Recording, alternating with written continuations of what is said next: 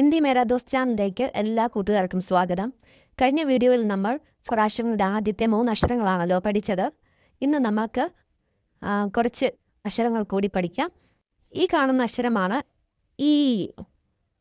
ഈ സെ ഈക്ക്. അപ്പോൾ ഈ അക്ഷരത്തോടു കൂടി നമ്മൾ ഒരു വാക്കൂടെ പഠിച്ചു. അതാണ് ഈക്ക്.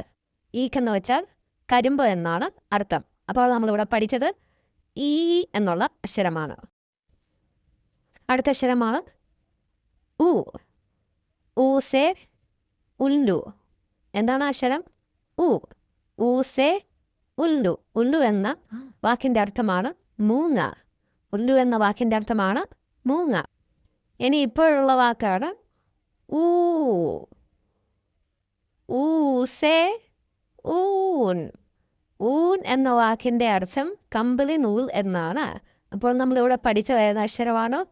ഊ എന്നുള്ള അക്ഷരവും അതിനോട് ഉള്ള ഒരു വാക്കുമാണ് പഠിച്ചത്. ആ വാക്കാണ് ഊൻ. ഊന്ന് വെച്ചാൽ കമ്പിളി നൂൽ. അപ്പോൾ ഇന്ന് നമ്മൾ 3 അക്ഷരങ്ങൾ പഠിച്ചു, അതിൻ്റെ വാക്കുകളും പഠിച്ചു. അപ്പോൾ ഇനി അടുത്ത വീഡിയോയിൽ ബാക്കി അക്ഷരങ്ങൾ നമുക്ക് പഠിക്കാം. ഇന്ന് തന്ന വാക്കുകളും അതിൻ്റെ അക്ഷരങ്ങളുമെല്ലാം നിങ്ങൾ കണ്ടും എഴുതിയുമൊക്കെ പഠിക്കുക.